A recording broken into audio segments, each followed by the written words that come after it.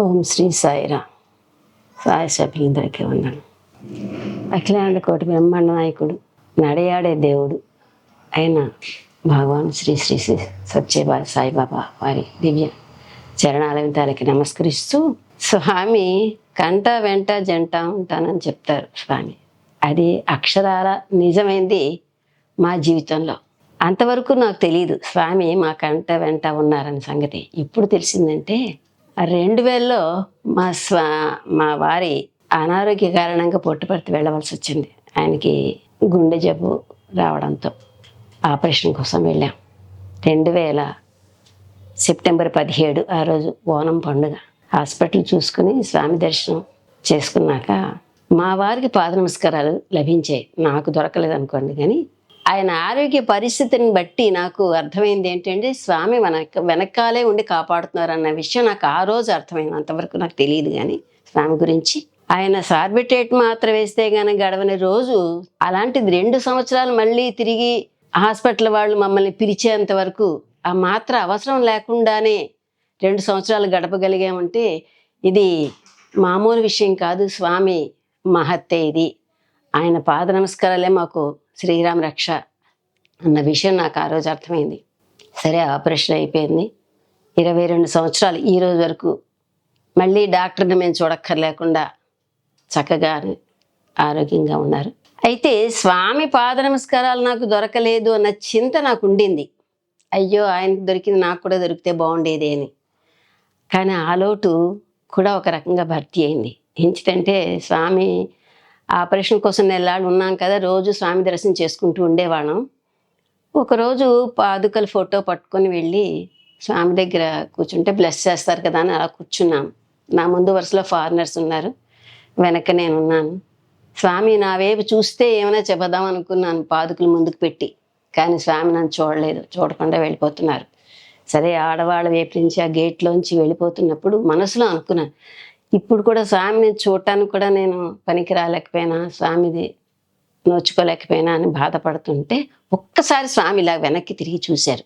ఆ ఫోకస్ నా మీద పడిందట. ఆ సంగతి కూడా నేను గుర్తించలేదు. స్వామి నా వైపు తిరగడం ఏమిటి, నాకు ఒక రకమైన షివరింగ్, బాడీలో మొత్తం టోటల్ షివరింగ్ వచ్చేసింది అనమాట, బాడీని అంతటి. ఇక నాకైతే ఒంటి మీద తెలియలేదు. అలా వణికిపోతూ ఉంటే ఇంతట్లోకి స్వామి వెళ్ళిపోయిన తర్వాత అందరూ లేవండి లేవండి అంటూ నేను లేవలేకపోతున్నాను. ఆ ఫారినర్ లేడీస్ ఇద్దరు కూడా నన్ను సాయం పెట్టి లేపి, సిస్టర్ స్వామి కళ్ళ నుంచి ఫోకస్ వచ్చి మీ మీద పూర్తిగా పడిందండి అని వాళ్ళు చెబితే అప్పుడు విని సంతోషించాను. పోన్లే, పాద నమస్కారాలు దొరకకపోయినా స్వామి కరుణ నా మీద దొరికింది, నా మీద పడింది అని సంతోషించాను. ఆ రోజు నుంచి ఈ రోజు వరకు మా కుటుంబ సభ్యులకి ఎవరికి కూడా ఏ రకమైనటువంటి చీకాకులు కానీ లేకుండా హ్యాపీగా హాయిగా ఉంటున్నాం. అయితే స్వామి సేవకి వెళ్ళాలి అనే కోరిక నాకు ఉండేది. ప్రత్యేకించి సేవకే నేను వెళ్ళలేదు, కానీ ఎప్పుడు దర్శనానికి వెళ్ళినా ఏదో ఒక కిచెన్లో, అదే అందరికీ టిఫిన్లు అవి తింటారు కదా, ఆ కిచెన్లో కూరగాయలు తరడం, లేకపోతే తినేసిన ప్లేట్లు కడుక్కోవడం, లేకపోతే పూరీలు వత్తడం, అలాంటి చిన్న చిన్న సేవలు చేసి సంతృప్తి పడుతుండేదాన్ని. ఒకరోజు స్వామి బర్త్డేకి వెళ్ళాం. వెళితే ఇలా బాధపడుతుంటే ఒక ఆమె అన్నారు, ఎండి సేవకు వస్తారంటే, నాకు చాలా సరదా అండి, వస్తానండి అంటే, అయితే రండి కిచెన్కి వెళ్దామని. కళ్ళ వైభవం నిజంగా నాకు అది ఎంత తృప్తి అంటే ఇప్పటికీ మర్చిపోలేనది. స్వామి పుట్టినరోజు నాడు ఆ వంటశాలలోకి వెళ్ళి పులిహార, అది వంటశాల కాదు, అది అమ్మో ఎంత అద్భుతం అంటే, పెద్ద రాసులు రాసులు రాసులు పోసి ఆ పులిహార కలుపుతున్నటువంటి సేవ మాకు ఇచ్చారు. అద్భుతంగా సేవ చేసి నా జన్మ ధన్యం చేసుకున్నాను నిజంగా. అది నేను కావాలని అనుకున్నాను, కానీ నాకైతే పిలుపు వచ్చి సేవాదళగా నేను వెళ్ళలేదు. కానీ మామూలుగా చూడటానికి వెళ్ళి దర్శనం కోసం వెళ్ళి ఆ సేవలో పాల్గొనే అదృష్టం, భాగ్యం స్వామి నాకు అనుగ్రహించారు. నిజంగా అది స్వామి అనుగ్రహమే. ఆ లోటు కూడా స్వామి సేవ చేయాలని లోటు కూడా నాకు తీరింది. ఏంటంటే ఉద్యోగరీత్యా మేము సర్వీసులకు వెళ్ళలేకపోయేవాళ్ళం. నేను జాబ్ చేయడం వల్ల సర్వీసులకు వెళ్ళలేకపోయేదాన్ని. కానీ అలాగ దర్శనానికి వెళ్ళినప్పుడే నాకు దొరికిన సేవ, ఏ సేవ దొరికినా ఆ సేవ చేసుకుంటూ అలాగా స్వామి అనుగ్రహాన్ని పొందగలిగాను. ఇది ఒక రకంగా మా వారికి ఆ అనారోగ్యం రావడం వల్ల స్వామి దగ్గరికి మేము వెళ్ళగలమేమో అనిపించింది నిజంగా. అది అది అనొచ్చో అనకూడదో నాకు తెలియదు కానీ, లేకపోతే మేము ఇప్పటికి కూడా స్వామిని చూడగలిగే భాగ్యం మాకు దొరికి ఉండేది కాదు. అంటే స్వామి నేను రప్పించుకోవాలంటే పిచ్చికి కాలికి దారం కట్టి లాక్కుంటాను అంటారు చూసారా, అట్లాగే మా వారికి అనారోగ్యం రూపంలో మమ్మల్ని తీసుకెళ్ళారు స్వామి దగ్గరికి. అది నేను పూర్తిగా విశ్వసిస్తాను. అది మా వారికి వచ్చిన అనారోగ్యం కాదు, మాకు వచ్చిన అదృష్టం, స్వామిని కలుసుకోవడానికి వచ్చేటువంటి అదృష్టం భాగ్యంగానే భావిస్తున్నాను. స్వామి అనుగ్రహం ఫుల్గా మా కుటుంబం మీద ఉన్నది అనేటువంటి విశ్వాసం నాకైతే ప్రగాఢంగా ఉంది. అది నేను 100% పాళ్ళుగా చెప్పగలను. ఒక రకంగా మా తల్లిదండ్రులు అంటే మంత్రిపురడ వెంకటరమణ గారు, మంత్రిపడ వెంకటరత్నం గారు, మా అమ్మగారు నాన్నగారు, వారి కడుపున జన్మించినటువంటి నేను వారి ద్వారా కొంత ఈ ఆధ్యాత్మికతని నేర్చుకున్నాను.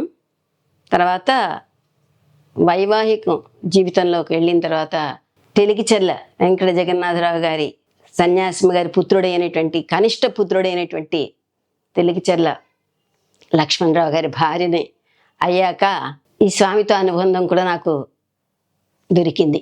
నిజంగా అదే అనుకుంటా నేను. నాకు ఆ వారితో వివాహం అవ్వడం వల్ల నాకు వారి నుంచి వారితో పాటు నేను కూడా స్వామిని దర్శించుకుని స్వామి అనుగ్రహాన్ని పొందడానికి తగిన అవకాశం, అనుగ్రహం స్వామి వల్ల కలిగింది నాకు. ఈ విధంగా పుట్టపర్తిలో స్వామితో మాకు అనుబంధం ఏర్పడింది. అట్నుంచి శ్రీకాకుళం వచ్చాము. ఇద్దరం ఉద్యోగాలు చేసుకుంటూ బాధ్యతలు నిర్వహిస్తుంటే నేను కాలేజీలో చేస్తుండేదని. ఆ కాలేజీలో మా కొలీగ్ ఒక అతను ఇలాగా మందిరం కడుతున్నారండి, మీరు అందులో ఏమైనా పార్టిసిపేట్ చేస్తానంటే తీసుకెళ్తాను అని PN colony, Purushottama Nagar colony, శ్రీకాకుళంలో పురుషోత్తమ నగర్ కాలనీలో ఒక మందిరం నిర్మాణం చేశారు. ఆ మందిరం నిర్మాణానికి వాళ్ళతో పాటు నేను చందాలకి డొనేషన్స్కి తిరిగేవాళ్ళం. అందరం మా లెక్చరర్స్ తోటి పాటు నేను వెళ్ళి లెక్చరర్స్ చేసేదాన్ని. అలాగే ఏదో మాకు స్వామి ఏది చెబితే అది మాకు ఒక ఆజ్ఞగా భావించుకునేవాళ్ళం. ఆ మందిర నిర్మాణంలో కొంతవరకు మేము కూడా పార్టిసిపేట్ చేసాము. నిర్మాణం స్లాబ్ వేయడం అయితేనేంటి, మిగిలిన కార్యక్రమాల్లో ప్రతి సంవత్సరం కూడా పండగలు, పుట్టు పండుగలు అవి బాగా చేసేవాళ్ళం. తర్వాత ప్రతిరోజు మందిరానికి వెళ్ళడం అనేది ప్రతిరోజు వెళ్ళేవాళ్ళం. ఉదయం నాగర సంకీర్తన, అలాగే సాయంత్రం కాలేజీ నుంచి వచ్చిన తర్వాత భజన, అవన్నీ చేసుకుంటూ ఏవైనా ఈ పుట్టినరోజు కార్యక్రమాలు వస్తే ఆ కాలనీ అంతా తిరగడం, ఉదయం నగర సంకీర్తనకి వెళ్ళినప్పుడు కూడా కాలనీ అంతా తిరగడం. అలాగే ఈ నారాయణ సేవ చేసేటప్పుడు, అంటే పుట్టినరోజు నాడు కంపల్సరీగా నారాయణ చేసేవాళ్ళం. ఆ నారాయణ సేవలో పూర్తిగా కంప్లీట్గా అందులో పార్టిసిపేట్ చేసి ఆ రకంగా కొంతవరకు సేవా కార్యక్రమాలు కూడా నిర్వహించడం అనేది జరిగింది. కాకపోతే పుట్టపర్తి వెళ్ళి స్వామి సేవా దళలుగా వెళ్ళి నేను చేయలేదు. కానీ దర్శనానికి వెళ్ళినప్పుడల్లా ప్రతిసారి ఏదో నాకు తోచిన ఫుడ్ టిఫిన్ తినే వీటిల్లో కానీ మరెక్కడ కానీ ఏ సేవ దొరికితే ఆ సేవ చేసి ఆ విధంగా చేసేదాన్ని. సేవాదళగా అయితే మాత్రం నాకు వెళ్ళడానికి నాకు అవకాశాలు కుదిరేవి కావు. ఎంచేతంటే ఉద్యోగం చేసుకుంటూ ఇంట్లో పిల్లల్ని చూసుకోవాలి కదా, అంచేత నేను ప్రత్యేకంగా సేవాదళగా మాత్రం ఎప్పుడు వెళ్ళలేదు పుట్టపర్తికి. మందిరంలో శ్రీకాకుళంలో నిర్మించుకున్న మా మందిరంలో మాత్రం అన్ని సేవలు చేసుకునేవాళ్ళం. ప్రతిరోజు ఎవ్రీడే నగర సంకీర్తన, భజన, అందులో అందరం కలిసి సామూహికంగా వ్రతాలు చేసుకోవటం, అవన్నీ చాలా అద్భుతంగా చేసుకునేవాళ్ళం మా మందిరంలో. ఇప్పటికీ చేసుకుంటున్నాం. కాకపోతే ఇప్పుడు మేము పెద్దవాళ్ళం అయిపోవడం వల్ల అమ్మాయి దగ్గరికి అబ్బాయి దగ్గరికి వస్తూ ఉండడం వల్ల, ఇక్కడ ఉండడం వల్ల అక్కడ ఉండడం తగ్గుతుంది. కానీ ఎక్కడున్నా పుట్టినరోజుకి మాత్రం కంపల్సరీగా వెళతాం. ఇందులో మా కుటుంబానికి పూర్తిగా స్వామి అనుగ్రహం ఉంది అని ఎందుకు చెబుతున్నాను అంటే, మా పాపకు కూడా పాద నమస్కారాలు స్వామి దగ్గర దొరికాయి. ఒకసారి సంగీతం నేర్చుకుంటుంది, వాళ్ళు గురుగారి ద్వారా ప్రోగ్రాం ఇవ్వడానికి వెళ్ళింది. అప్పుడు పాద నమస్కారాలు దొరికాయి. అలాగే పిల్లలతో కార్యక్రమాలు నడిపించడానికి కోసం, నాటకాలు వేయించడం కోసం పిల్లల్ని తీసుకుని వెళ్ళింది. అప్పుడు ఒకసారి దొరికింది. తర్వాత మందిరం ద్వారా మందిరంలో పిల్లలతో భజన పాటలు అవి భజన చేయడానికి వెళ్ళి ఆ రకంగా కూడా పాద నమస్కారాలు దొరికింది పాపకి. మా బాబుకి అయితే పాద నమస్కారాలు దొరకలేదు, కానీ బాబు కూడా ఇంట్లో భజనలు చేసేటప్పుడు భజనలో వాటిలో పార్టిసిపేట్ చేసేవాడు. కాకపోతే స్వామి అనుగ్రహం మా కుటుంబం మీద యావత్తు ఉంది అనడానికి ఒక చిన్న ఎగ్జాంపుల్ చెప్తున్నాను. చెప్పవచ్చో చెప్పకూడదు కానీ, ఒకసారి మా అబ్బాయి డిగ్రీ చదువుతున్నప్పుడు, అంటే స్వామి మమ్మల్ని కాపాడాడు అనడానికి ఇది ఉదాహరణ అనుకుంటున్నాను నేను. ఒకసారి డిగ్రీ పరీక్షలు చదువుతున్నప్పుడు పాస్పోర్ట్ సైజ్ ఫోటో తీసుకుందుకొని ఫ్రెండ్స్తో కలిసి వెళ్ళారు. వెళ్ళిన తర్వాత అక్కడ ఆ ఫోటో తీసుకుని వచ్చేస్తున్నారు. అక్కడ వాళ్ళ ఫ్రెండ్ అమ్మాయి మాట్లాడుతున్నది, ఇద్దరు కలిసి మాట్లాడుతున్నారు. వాళ్ళు ఈ దీపావళి సామాన్లు అమ్ముకునే షాప్ అనమాట అది. అక్కడ మాట్లాడుతున్నారు. ఇంతట్లోకి వెనక నుంచి ఒక ఫ్రెండ్ వచ్చి జగన్ జగన్ అని పిలిచాడు. సరే వాడు వెనక వస్తున్నాడా 4 అడుగులు వేసారో లేదో పెద్ద బాంబు బ్లాస్ట్ జరిగిపోయి ఏ అమ్మాయితో అయితే మాట్లాడుతున్నారో ఆ అమ్మాయి వాడు చూస్తున్నానే మంటల్లో కాలిపోయింది. అంటే ఒక్క 2 నిమిషాల స్వామి చతుర్భుజాలు వేసుకుని వస్తారా అంటే కాదు, కానీ ఆ ఫ్రెండ్ రూపంలో వచ్చి జగనాన్ని పిలవకపోతే ఆ అబ్బాయి ఈరోజు నాకు ఉండేవారు కాదు. అలాగ మా అబ్బాయిని కూడా కాపాడి పుత్రభిక్ష పతిభిక్ష 2 పెట్టారు స్వామి నాకు ఆ రకంగా. అలాగే అమ్మాయికి కూడా పాద నమస్కారాలు ఇచ్చి ఆమెనే కాపాడాడు. కాబట్టి మా కుటుంబాన్ని అంతటినీ స్వామి వెంట జంట కంట ఉండి అనుగ్రహిస్తున్నారు, కాపాడుతున్నారు అనడానికి ఇంతకంటే తార్కాణం అవసరమా అనిపించింది నాకైతే.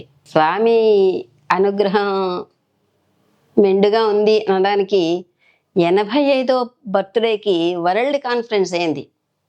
అప్పుడు కూడా మా మందిరం వాళ్ళు మా దంపతులిద్దరిని సెలెక్ట్ చేసి డెలిగేట్స్గా పంపించారు ఆ వరల్డ్ కాన్ఫరెన్స్కి. దానికి అటెండ్ అయ్యి దాన్ని అంతటినీ బాగా ఆ భాగ్యం కూడా అనుభవించాం అక్కడ వరల్డ్ కాన్ఫరెన్స్లో. అందరితో మొత్తం ప్రపంచం నుంచి వచ్చిన వాళ్ళందరినీ స్వామి దగ్గరికి, అంటే ఎన్ని దేశాల వాళ్ళు వస్తున్నారో అన్న విషయం, ప్రపంచానికే దేవుడు, మన ఇండియానికే కాదు ప్రపంచానికే దేవుడు అన్న విషయం అప్పుడు నాకు అర్థమైంది. ఆ రకంగా వరల్డ్ కాన్ఫరెన్స్కి వెళ్ళడం కూడా స్వామి మాకు ఇచ్చినటువంటి ఒక అనుగ్రహం, ఒక భాగ్యంగా భావించుకుంటున్నాను. మా అమ్మాయి కూడా అతని దగ్గర ప్రోగ్రాంలు ఇచ్చింది 2 సార్లు. ఒకసారి సంగీత పరంగా గాన కచేరీ చేసింది, ఇంకొకసారి భజన పరంగా అంటే మందిరంలో చేసుకునే భజనల పరంగా కూడా స్వామి. ఆ రకంగా కూడా మా అమ్మాయి మీద స్వామి అనుగ్రహం పూర్తిగా మెండుగా దండిగా ఉంది అనడానికి ఇదొకటి ఇన్సిడెంట్స్. జై సాయిరామ్. ఈ అవకాశం నాకు స్వామి ఇచ్చిన ధన్యవాదాలు. సాయిరామ్.